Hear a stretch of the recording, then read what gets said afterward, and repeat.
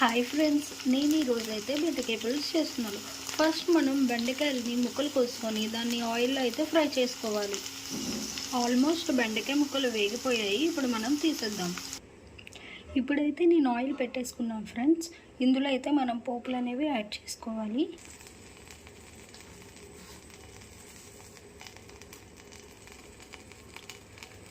ఆవాలు,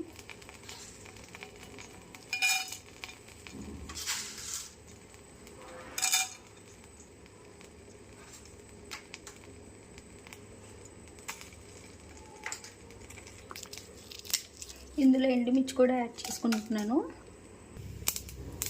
ఇప్పుడు నేను ఇందులోకి ఉల్లిపాయలు అయితే యాడ్ చేసుకుంటున్నాను.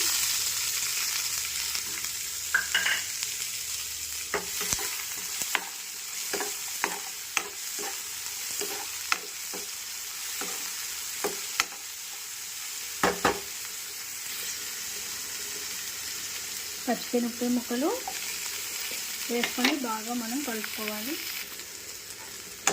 ఇవి బాగా వేగాలి. బాగా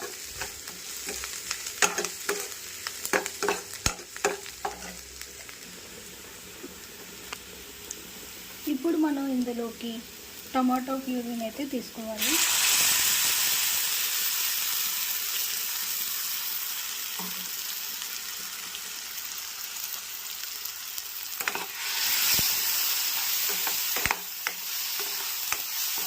ఒక 2 నిమిషాలు మగ్గించండి. ఇప్పుడు నేను ఇందులోకి తగినంత పసుపును అయితే తీసుకుంటున్నా.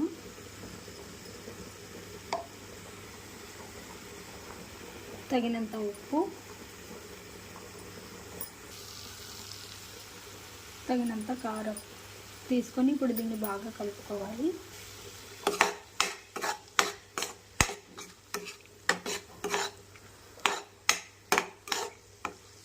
ఒక 2 నిమిషాలు మగ్గించుకుందాం దీన్ని.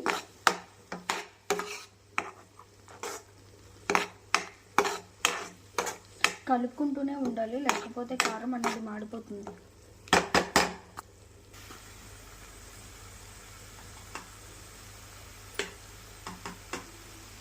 ఇప్పుడు నేను ఇందులోకి కొంచెం ధనియాల పొడిని యాడ్ చేసుకుంటున్నాను. మీకు అవసరమైతే జీలకర్ర పొడిని కూడా మీరు యాడ్ చేసుకోవచ్చు. ఇప్పుడు దీనిలోకి మనమైతే ముందుగా వేయించి పక్కన పెట్టుకున్న బెండకాయ ముక్కలను అయితే వేసుకుందాం.